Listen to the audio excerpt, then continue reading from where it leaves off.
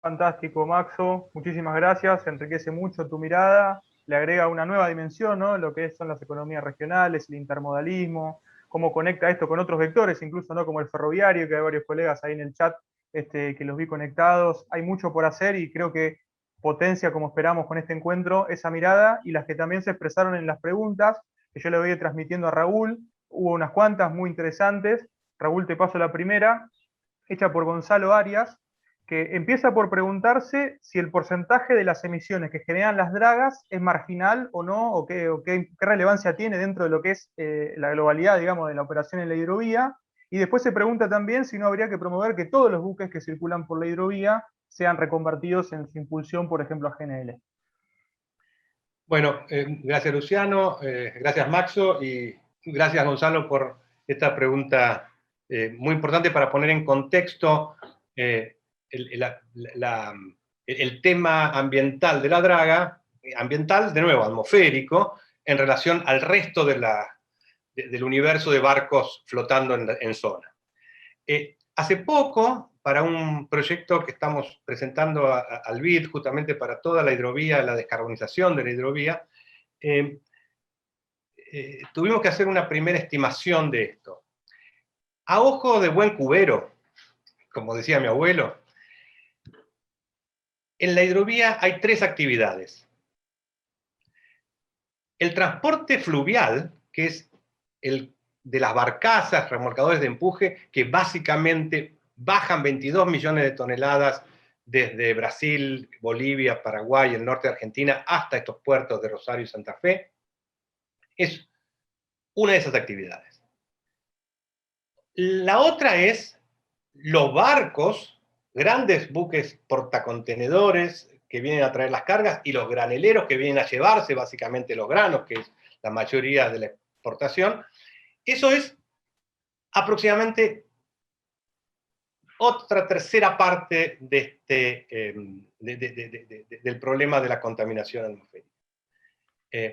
Y el tercero son los barcos de servicio, es decir, los remolcadores que ayudan a maniobrar en los puertos a los barcos, las lanchas de pilotaje, pero el más importante de los barcos de servicio son las dragas y los balizadores, porque tienen gran potencia y porque están todo el tiempo trabajando a gran potencia en zonas muy cercanas a donde están las poblaciones. Porque el daño de la contaminación ambiental, de la contaminación por emisiones en la salud, tiene que ver con tres aspectos. La potencia, es decir, la potencia, digamos, instalada, el régimen de uso de esa potencia. Una cosa es tener una gran potencia, pero lo usas un poquito, y otra, una gran potencia que estás usando todo el tiempo. Ese es el régimen de uso. Y finalmente, la si está navegando en medio del Atlántico, yendo para el África, bueno, la contaminación de la salud que vas a hacer no es tan importante. Es igualmente importante la contaminación ambiental que está generando, si está cerca de la gente o lejos. Pero la de la salud solamente es importante cuando estás cerca de la población. Así que, a ojo de buen cubero, de nuevo, un tercio del problema se lo lleva el transporte fluvial, un tercio del problema los grandes barcos y un tercio del problema los barcos de servicio, donde las dragas son los más importantes. Fantástico, Raúl. También había una pregunta de Eduardo Longo, que me animo ahí también a aportar alguna información, puedes completar después, que preguntaba si en la reunión del Consejo Federal Hidrovía del lunes pasado, que fue su primera reunión, algo se había hablado de todas estas cosas. Yo estuve presente, vos Raúl también, y bueno, teníamos la satisfacción de haber escuchado a varios funcionarios y también a algunos gobernadores empezar a hablar de estos temas. En particular me quedé con lo que dijo el representante del Ministerio de Desarrollo Productivo, que habló específicamente de esto y con mucha contundencia, que habló incluso de la reconversión ambiental. Eso nos da satisfacción y nos da esperanza de que esto pueda avanzar. Te dejo una pregunta más y después, si querés, puedes completar esta también. Había una que había registrado en un debate previo, que me animo también a transmitirte, Raúl, en cuanto al tema industrial, que algunas personas habían observado, recordarás, y está incluso registrado en el libro, que los astilleros argentinos decían no tienen experiencia ni capacidad para producir este tipo de dragas, era una, y la otra, que los astilleros argentinos no son confiables ni eficientes. ¿Qué nos podría decir de estas dos cosas? Bien. Primero, la anterior que es cortita y es fácil. Fue sorprendente. El lunes pasado fue esta reunión del Consejo Federal de Hidrovía que se armó por primera vez. Había, corregime Luciano, 4 o 5 gobernadores o 4 gobernadores y uno representado, 3 o 4 ministros y jefe de gabinete de ministerios. Prácticamente todos hicieron mención a la industria naval y a la contaminación atmosférica y al problema de la contaminación atmosférica. Hablábamos con varios, y hoy en Zoom, con esta presentación en el Ministerio de Transporte también, lo charlábamos con la sorpresa de decir, yo, por lo menos hace 40 años que estoy muy metido en la industria naval, con estas cosas, nunca en mi vida escuché tantos funcionarios de tan alto nivel hablando de la industria naval y además, por primera vez creo, hablando alguien del tema de la contaminación ambiental atmosférica. Así que es una sorpresa muy agradable y nos augura que estas propuestas de estas cláusulas pueden tener éxito y además, bueno, que el trabajo que venimos haciendo de empujar estos temas no han caído en saco roto. Yendo ahora al tema industrial. A ver, acá hay distintas partes de esta pregunta. Primero, no es cierto que los astilleros no son confiables. Los astilleros argentinos no son confiables. A ver, lo más importante en un astillero es, más que sus máquinas, sus grúas, qué sé yo, es su confiabilidad.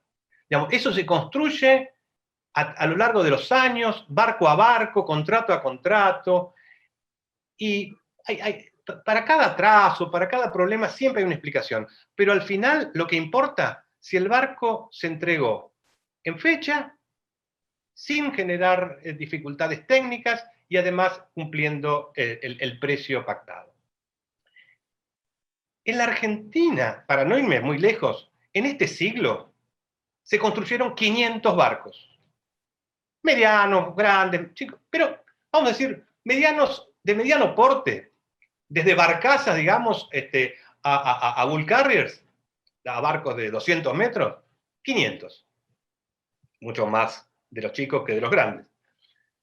Solamente en 2 casos hubo problemas de entrega. Solamente en 2 casos, en 2 barcos. Un mismo contrato en 2 barcos. Y eso tiene que ver con un problema que no es tanto del punto de vista industrial, sino de una problemática política. Y me estoy refiriendo, bueno, a los barcos que todos sabemos, la mayoría sabemos, de construcción en Río Santiago, que han sido trabadas por un montón de razones que ni loco vamos a ponernos a charlar ahora porque nos va a llevar este Zoom y 2 más. Así que, en general, te diría, no en general, los astilleros argentinos entregan los barcos en tiempo y forma, primero. Segundo, respecto de su experiencia para construir dragas. Respecto a la experiencia para construir dragas, te puedo decir lo siguiente. Hay pocos países en la región, creo que ninguno, que haya construido más dragas que la Argentina. Es cierto que las últimas las hemos construido, creo que las construimos nosotros en nuestro astillero a fin del 89, principio del 90. Pero lo más importante de esto es que hace 2 años, previendo un poco que esto en algún momento iba a venir, desde la Federación de Industria Naval Argentina, fuimos a Europa en una misión Argentina-Holanda y logramos armar un esquema de un acuerdo marco para que el principal constructor de dragas del mundo le dé todo el aporte técnico que necesitan los astilleros argentinos para construir dragas y otro tipo de buques, con el 100% de mano de obra argentina y el 100% del financiamiento europeo. Escucharon bien, ¿no? 100% de mano de obra argentina, 100% de financiamiento europeo para construir barcos en la Argentina con equipos y tecnología europea. ¿Cuál es la razón que hay atrás de esto? Los países más desarrollados, industriales y particularmente de este tipo de barcos, ya ni compiten en la construcción de los barcos. Ellos están en el negocio más, en la crema del negocio, que es la tecnología, que es la avanzada, el equipamiento, por ejemplo. Entonces, para vender su equipamiento, ellos tienen un arma muy importante que es el financiamiento. Dicen, vos me comprás a mí los equipos, que es donde ganan plata, que es más o menos el 50% del barco, como vimos recién, y yo te financio el equipamiento mío más la mano de obra tuya. Eso en la Argentina lo tenemos disponibles, firmado por el principal constructor de draga del mundo. Y a eso fui yo con Guillermo Pagliettini, hicimos la gestión en forma personal, se firmó este acuerdo y está. Pero lo mismo podemos hacer con la China, lo mismo podemos hacer con España, lo mismo podemos hacer con quien sea. El tema es que los países se entusiasman con hacer esto cuando ven que es la forma de vender, de participar. Ahora, ¿y cómo se dan cuenta de eso? Si el gobierno le dice al mundo, si Argentina le dice al mundo, los barcos se van a construir acá, en la Argentina, ¿ok? Entonces, los demás, en lo que van a competir, todos los países del mundo, van a competir en tratar de vendernos los equipos, que nosotros a alguien se los tenemos que comprar. Pero si no les decimos eso, como los últimos 25 años, lo que nos van a hacer, nos van a vender los barcos terminados. Porque si no nos defendemos nosotros mismos y si no ponemos nosotros mismos las leyes que nos ayudan o las cláusulas que nos ayudan, el resto del mundo no se va a preocupar por nosotros. Entonces, la falta de experiencia o de tecnología actual en construcción de dragas se soluciona de la forma que acabamos de decir, con apoyo externo, apoyo técnico externo de los mejores del mundo, que lo tenemos disponibles. Perfecto, Raúl, muy claro. Te paso más preguntas. Hay muchas y muy interesantes. Me parece que esta es la parte más rica, como decía Maxo, como vos también habías previsto. Bueno, Sebastián Placci dice, ¿cómo convencer a empresas extranjeras de participar en una licitación con estas condiciones? Y dice con un sobrecosto del 50%. Te pido sobre ese porcentaje también si lo querés ratificar o expresarte sobre eso. Bien. Claro, a ver, primero, las empresas extranjeras, digamos, yo no tengo que, digamos, básicamente hay 5 grandes empresas que son las que están interesadas en esto, no son cualquier empresa. Las empresas estas están habituadas a ver en los países donde tienen que ir a ofrecer sus servicios de dragado, porque no es que dragan en sus países, van por el mundo dragando. Y cada país le hace exigencias distintas. Uno le dice, bueno, a mí lo único que me interesa es que el peaje sea lo más barato. Otro le dice, a mí lo que me interesa es que no dañes ambientalmente, pero trae draga a cualquier lado. Y hay otros, como podemos decirle nosotros, a mí me interesa que no nos dañes la salud y además que ya que te vas a llevar 5.000 millones de dólares de negocio que te estamos dando los argentinos a través de esta concesión, que construyas la mayor cantidad de dragas en la Argentina. Y bueno, pero ¿cuál? ¿Sabes cuánto te va a costar? Eventualmente te va a costar un 0,7% más. No es un 50% más, como parecería que la pregunta indica. El cálculo que hicimos, que se demostró recién y que está mucho más detallado en el libro, son 37 millones de dólares, que en los casi 5.000, que es el negocio del dragado, es un 0,7%. Entonces, el impacto eventual de un sobrecosto del 40%, del 48% de la parte local, impacta en forma ínfima en el negocio del dragado. Perfecto, Raúl, muy claro. Paso otra pregunta. Bueno, relacionado con algo que comentaste recién. Gonzalo Arias también pregunta si este proyecto aumenta el costo del peaje. Este proyecto reduce un 14% el costo total del dragado. Por la forma que se hace la licitación, digamos, no es por la forma que se hace la licitación, las licitaciones de este tipo dicen, digamos, no le exigen al concesionario, al adjudicatario, todo lo que te ahorres tenés que bajarlo del peaje. No, digamos, el tipo puede decir, me ahorro un 14% o un 7% en realidad, que es el costo, el ahorro operativo, el otro 7% es el ahorro, además, que tiene el costo total cuando bajamos el costo fijo, ¿se acuerdan? Los costos, el gasto público. Pero, digamos, básicamente hay un ahorro muy grande que es gracias a que el uso del GNL hace más barata la operación. ¿Okay? ¿Qué es lo que hace el dragador con ese ahorro? ¿Se lo guarda en un bolsillo o lo baja en la tarifa del peaje? Yo no lo sé. Ahora, si vos previamente se lo decís en las cláusulas, el tipo va a decir, bueno, pará, me van a ofrecer usar GNL, o me van a premiar si construyo en la Argentina con un mejor puntaje, y además me van a penalizar si uso dragas contaminantes, entonces voy a tratar de ganar puntos industrialmente y ambientalmente, que además los voy a recuperar después con con el menor costo operativo. En definitiva, no hay una no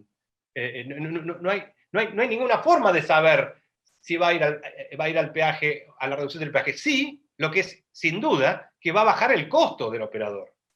Esperamos que además eso, porque va a haber competencia entre los operadores, signifique que bajen los costos de las ofertas. Pero no lo podemos asegurar. Lo que es seguro es que baja el costo. Si vos vendés tomates y los comprás más baratos que antes, no significa que vas a bajarle el precio de venta. Significa que los compraste más baratos.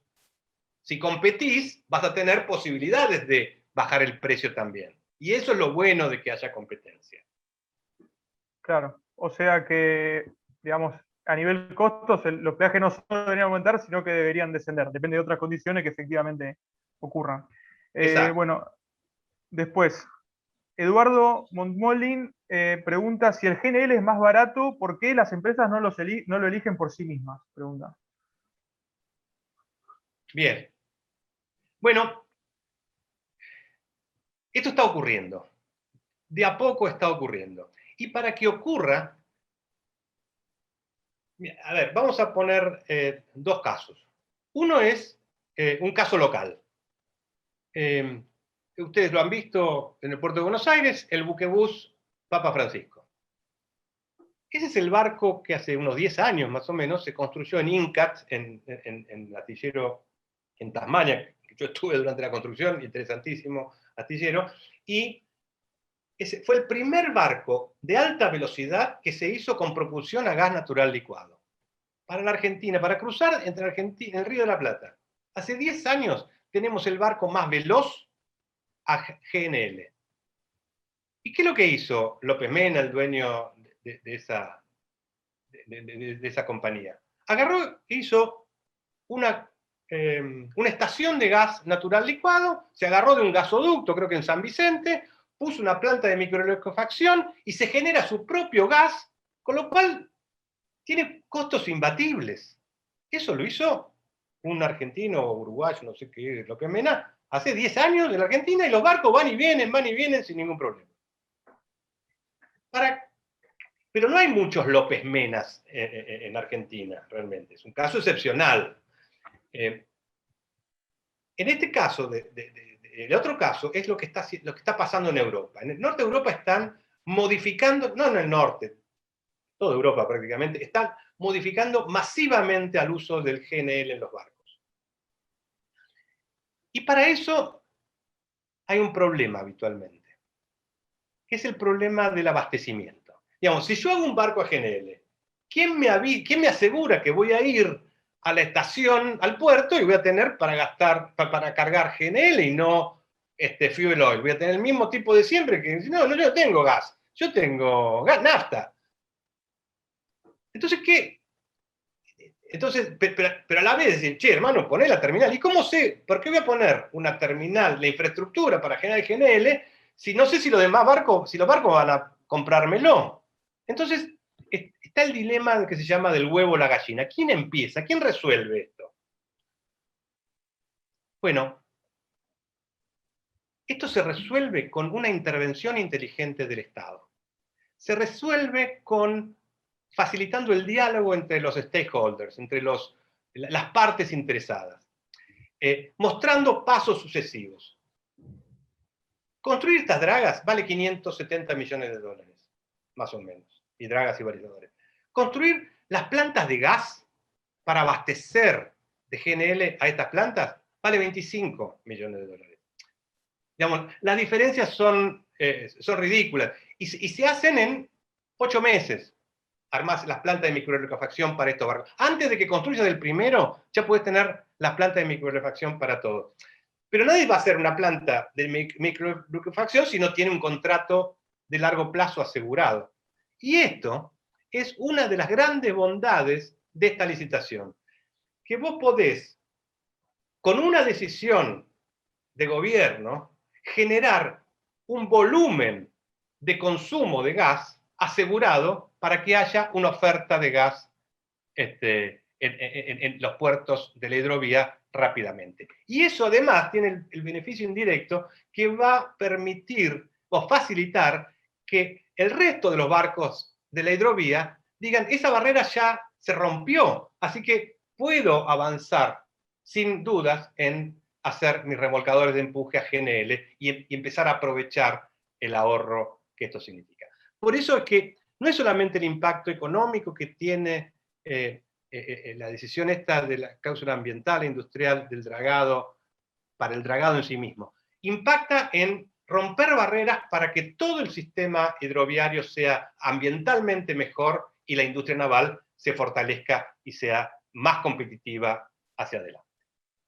Fantástico, Raúl. Paso dos preguntas más cortas. Una también voy a aportar algo porque se pregunta sobre un organismo nacional de control y justamente el día lunes en la primera reunión del Consejo Federal de Hidrovía se anunció la creación de un organismo de control justamente que anunciaron que iba a estar operativo ya desde ahora, desde antes del llamado a licitación. Así que ahí Raúl puedes completar, pero lo escuchamos los dos ese día. Y después la pregunta de Eduardo Longo, que dice si la construcción naval de Dragas demoraría el inicio de las obras y la operación en la hidrovía. Perfecto. Bueno, primero, respecto de los organismos de control, yo no soy un experto en organismos de control, ni lo quiero ser. Lo único que puedo decir es una obviedad. Digamos, si no tenés sistema de control, ni una licitación de 500 palos como esta, ni si tus chicos van al colegio, si no tenés algún sistema de control, digamos, es un desastre. Digamos. Tiene que haber, y en la medida que es más importante y que se trata de sistemas públicos, los sistemas de control tienen que ser más importantes también. Pero lo más importante para mí del control es justamente lo que se pone en la licitación. Porque lo peor del caso es que vos largués la licitación y después digas, bueno, después vamos a controlarlos de alguna forma, qué sé yo. No. Si vos en la licitación, por ejemplo, no pones estas garantías que yo insisto que son claves, es la exigencia de garantizar los compromisos, no hay organismo de control que sirva. Si vos no tenés garantizado el cumplimiento de lo que querés controlar, olvídate, no lo vas a poder controlar.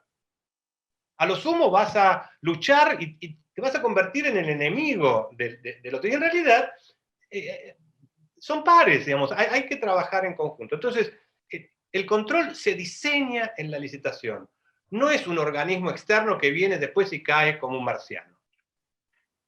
Y respecto a la otra pregunta que tenía que ver con, ¿me repetís, Luciano? Si se demora, digamos, la operación en la hidrovía, la obra. Sí. Bueno, eso es muy interesante.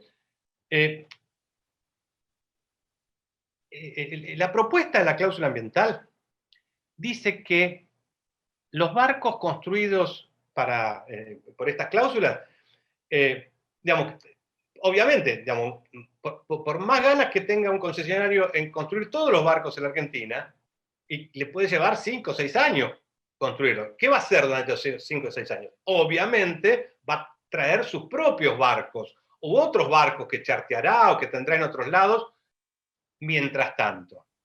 Entonces, digamos, no es que hay una obligación de... Pero eso sí, va a tener más puntaje, desde el punto de vista industrial, si los barcos construidos en la Argentina se hacen más rápido. Y de eso sí depende del concesionario. Él puede acelerar los sistemas de producción, poner los contratos más rápido, digamos, aportar más tecnología, digamos. Hay 1000 formas, como hacen en todo el mundo cuando quieren cumplir con estas exigencias. Entonces, definitivamente no hay que esperar la entrega de ningún barco, de ningún astillero argentino para que ocurra esto. Es más, la cláusula, y es muy interesante esto, la cláusula ni siquiera, estamos proponiendo que la cláusula ni siquiera exija que los barcos construidos por el concesionario ni siquiera tiene obligación de usarlos en la Argentina. Imagínate vos, que ganan los chinos, que tienen operaciones por varios lugares del mundo. Entonces traen sus dragas ya, son uno de los principales productores de equipo a GNL también, así que traen sus dragas a gas, construyen otras ya rápido, y acá agarran 1, 2, 3 astilleros y los organizan para construir en serie todas las dragas que necesitan usar en una licitación en el África. A nosotros nos da lo mismo. Digamos, a ver, yo tuve astillero toda mi vida, a mí me encanta construir barcos para Argentina, pero si me los vienen a comprar para otro país, industrialmente, está buenísimo. Entonces, nosotros no es que queremos, no es que estamos diciendo, los barcos que naveguen, que draguen en la Argentina, solamente tienen que haber sido construidos en la Argentina. No. En realidad lo que estamos diciendo nosotros en la cláusula industrial es, no le impongamos cosas que no nos suman nada al concesionario. Yo quiero que den trabajo en la Argentina construyendo barcos, draga, pues son dragadores, pero si fueran empresas pesqueras, diría que construyan barcos de pesca, pero si después no las usan en la Argentina, las quieren usar en otro lado, porque cambia su sistema operativo, porque necesitan otro tipo de dragas acá, porque encontraron un piso distinto que el que planeaban encontrar, y las dragas que estaban construyendo acá no son adecuadas para eso. A lo largo de 15 años te podés encontrar con situaciones muy distintas. Y vos no le podés decir que el primer día decida qué va a pasar durante los próximos 15 años. Entonces nosotros lo único que pedimos es que construya en la Argentina por un valor de tanto. Y el que más ofrezca construir en la Argentina, más puntos tiene. Si esas dragas después las usa en la Argentina o en otro lado, la verdad que industrialmente no nos afecta. ¿O no? ¿O sí? Perfecto, Raúl, Lucho, muchas gracias. Sí, adelante, Lucho, quisiera Marco. por ahí comentar algo sobre el aspecto institucional que me parece clave, ¿no? Me parece sumamente importante, porque también recordemos que en nuestra historia nos muestra que hace unas décadas, en los 90, cuando comenzaron los procesos de concesión, de privatización, en general los organismos de contralor se pensaron a posteriori de los procesos licitatorios.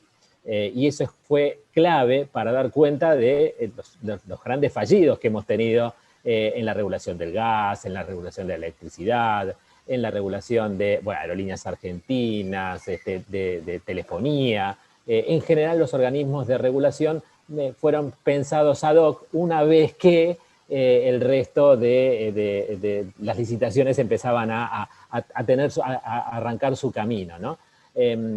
Aunque había sido una exigencia de los organismos internacionales de crédito y del Consenso de Washington, de tener primero el organismo de Contralor y luego hacer los procesos licitatorios. En Argentina se hizo al revés.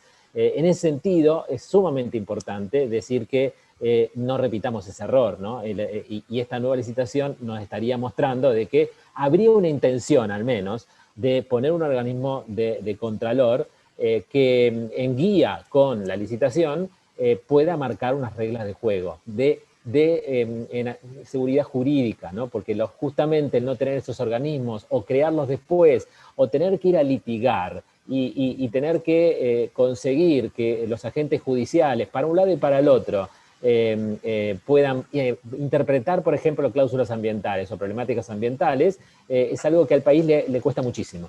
Entonces es fundamental esta iniciativa, y es fundamental que esta iniciativa incorpore a aquellos que son los sectores más riesgosos, aquellos que van a recibir la contaminación, que son los pueblos del interior.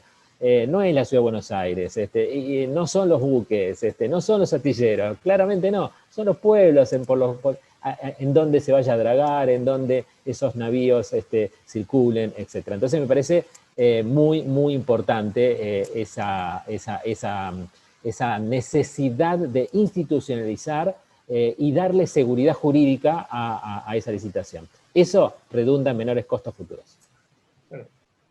Fantástico, Maxo, buenísimo. Me hicieron acordar también lo que decía siempre el fundador del programa de la UBA para el Desarrollo, el ingeniero Zubieta, que conocía mucho el funcionamiento de la economía del Estado norteamericano, y me hablaba siempre de la potencia que tenían los organismos de control norteamericanos, ¿no? Un país paradigma de la libre empresa. Sin embargo, las capacidades estatales para estas funciones son muy robustas, y eso también redunda en el desempeño que después tienen.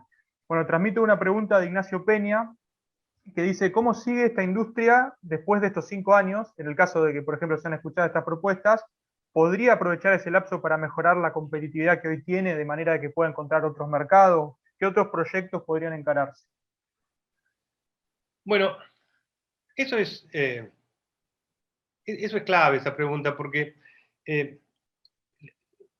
nosotros los que construimos barcos, los que diseñamos barcos, y no es que los operamos, digamos, terminamos un barco, tardamos 1 año, 2 años y medio, el barco se va, y si no hay otro proyecto atrás, se te acabó el trabajo, se te acabó la actividad. Entonces hay una necesidad de continuidad, pero esa continuidad solamente va a venir en un sistema de competitividad es en la medida que vos tengas la combinación de los siguientes elementos. Primero, mercado. Segundo, capacidad industrial y competitividad. Y tercero, financiamiento.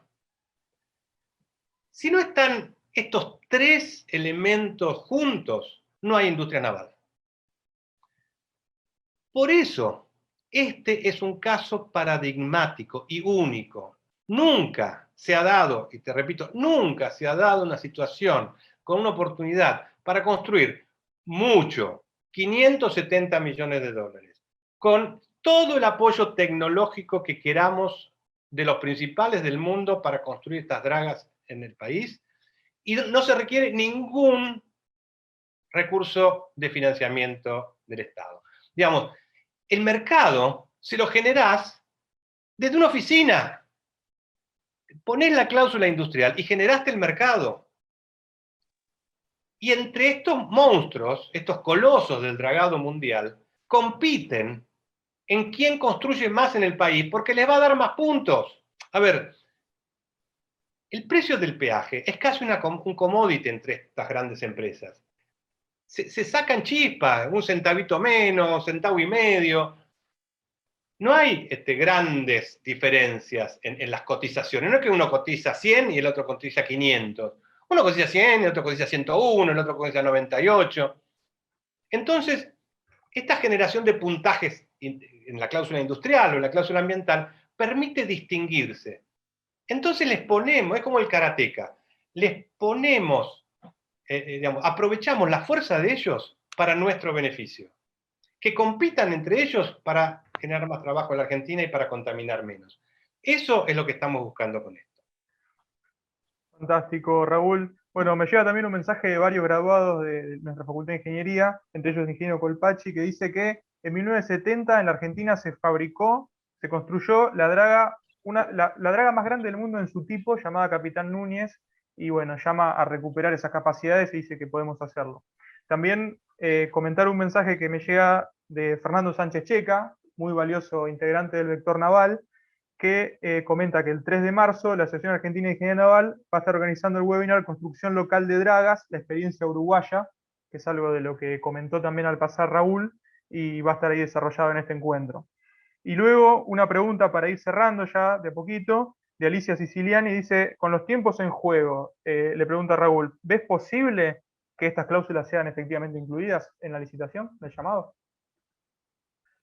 Bueno, a ver, primero que nada, un saludo especial al querido Mario Colpacci, que hizo esta mención de la draga Núñez, construida en Astilleros Alianza, que fue un ejemplo, no solamente la draga, sino el astillero, un ejemplo de competitividad internacional, ejemplo internacional de competitividad naval.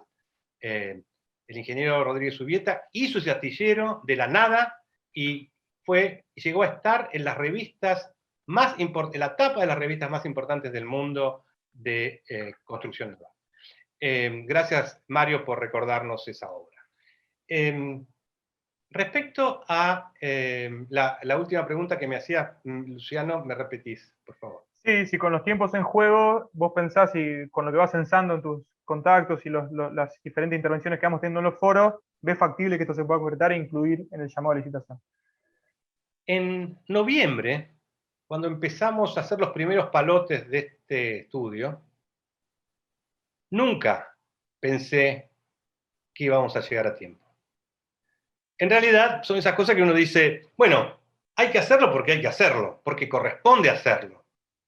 Pero, la verdad, yo dije, ¿qué chance tenemos nosotros desde el vector naval, por Zoom, con el ingeniero Braña, el ingeniero Sánchez Checa, empujando esto, charlando con Luciano, tratando de conseguir información, investigando en Google, hablando con expertos, pero dije, está bien, vamos a llegar a hacer una propuesta y cuando lleguemos nos vamos a enterar que, flaco, está todo cocinado, ya, ¿viste cómo muchas veces se cree?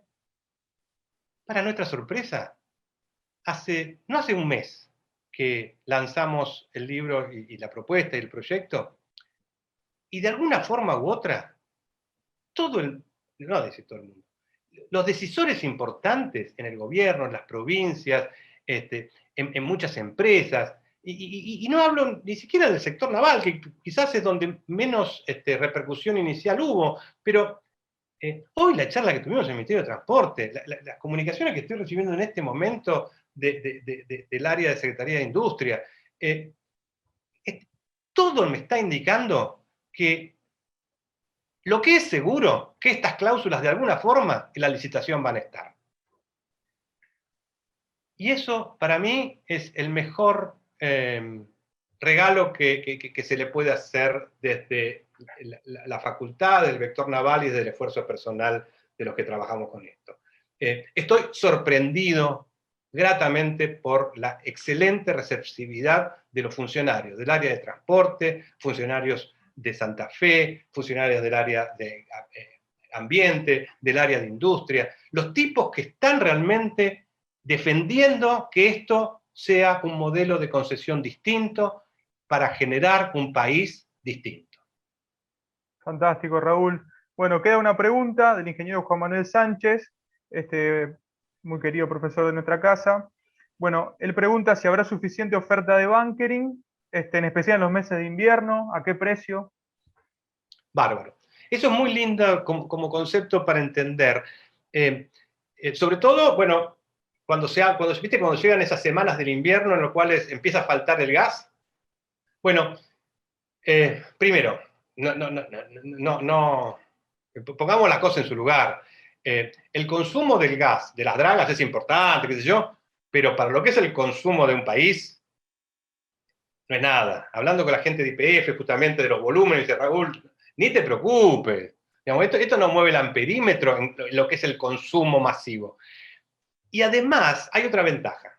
A diferencia del gas natural, el gas natural licuado se puede estoquear, se puede almacenar. Entonces, suponete que viene un invierno difícil y decís, bueno, mirá, más o menos hay peligro de gol dentro de 3 semanas. Empezás a generar más GNL y lo guardás en tanques criogénicos. Y generás el consumo que vas a tener para el próximo mes. Y tenés stock. Entonces, si eventualmente no te dejaran sacar del gasoducto para generar GNL, vos tenés stock para seguir manteniendo el consumo de las dragas. Además, prácticamente todos los barcos a gas tienen motores duales. Entonces, ante cualquier emergencia, vos podés consumir diésel refinado y se acabó el problema. Podés, no peligra el sistema de peaje, el uso de las dragas, aun si no estuvieran estos tanques de gas. Los interesados en que estén los tanques de gas, bueno, son los que venden el gas y los que lo consumen porque es mucho más barato. Pero hay otra cosa muy importante. El precio que se mencionaba recién del gas, digamos, alguien me preguntaba el otro día, bueno, ¿qué pasa si el GNL aumenta de precio? Si el GNL aumenta de precio, es que el diésel aumentó mucho más. Digamos, el diésel, el fuel y el GNL son, en sus precios, son tres curvas paralelas. Así que, si el GNL aumenta de precio, es porque el diésel y el fuel están en las nubes también. Entonces, lo que importa en realidad no es tanto el valor absoluto del precio del GNL, que está, bueno, pre-pandemia, el cálculo acá en la Argentina era entre 7 y 10 dólares por millón de BTU, ¿no? Sino lo que importa en realidad es el diferencial con tu alternativa, que es el diésel refinado o los combustibles más contaminantes como el fuel. Así que en realidad no es un problema. Y en realidad yo estoy hablando del GNL, pero el GNL es lo de menos, digamos. Yo no vendo GNL ni me interesa en particular el GNL ni el gas. Me encantaría que estemos, en vez de hablar de GNL, estemos hablando de hidrógeno, que estemos hablando de biogás, porque esas son realmente las energías a las cuales tenemos que ir, porque esas son descarbonizantes de verdad. El GNL te reduce un 22% el CO2. Está bien, el 90% los otros, pero 22% el CO2. Y el problema del cambio climático, que tiene que ver con las emisiones de gases de efecto invernadero, es el problema mayor de la humanidad. Y no solamente de nosotros los que estamos en este Zoom. Es de las generaciones futuras. Y nosotros somos responsables por las generaciones futuras. Por eso es que tenemos que preocuparnos y usar al GNL como una transición a una verdadera descarbonización total, que es la única forma de asegurar que las generaciones futuras tengan un planeta no tan malo como el que les estamos dejando. Fantástico, Raúl, muchas gracias. Bueno, ahora sí vamos cerrando. En relación a eso, a mí que me toca estudiar política industrial, es el camino, los caminos progresivos, ir acumulando capacidades. En el tema ambiental también lo es, empezando con el GNL como transición hacia otras tecnologías. Si te parece, Maxo, una despedida breve de tu parte, después Raúl y cerramos. Bueno, Luciano, bueno, nada, desde el programa interdisciplinario de la UBA sobre transporte, seguir apostando a estas comunicaciones, a estos intercambios, a estos debates, a estas charlas, porque me parece que el aporte que podemos hacer desde la Universidad de Buenos Aires a los funcionarios, al propio país, y concientizar, y todo lo que tenga que ver con el cuidado del medio ambiente me parece que es clave, es un aporte que los investigadores muchas veces no sabemos cómo comunicar, ¿no? Tenemos a veces esa cuestión que somos muy técnicos y que a veces no logramos dimensionar la cuestión para que por ahí los políticos o la gente de a pie lo entienda, pero me parece que una presentación como la que hizo Raúl, los gráficos que puso, la forma didáctica en la cual lo lleva, creo que lleva a que justamente uno puede impactarle a un gobernador, puede impactarle a un intendente, puede impactarle a un secretario de Desarrollo Económico, y ahí de a poquito ir generando este cambio cultural que es salir de los proyectos en valijita y tratar de pensar los mejores proyectos para el país. Así que nada, saludar por supuesto, a Vectores, del cual ya me siento totalmente parte de varios de ellos, y estoy muy, muy contento por estar colaborando en esta instancia. Grande, Maxo, muchas gracias. Bueno, Raúl, si querés un mensaje. Mira, además de salud, qué sé yo, solamente una reflexión más que me quedó en el tintero, que voy a tratar de hacerla corta, pero es muy importante.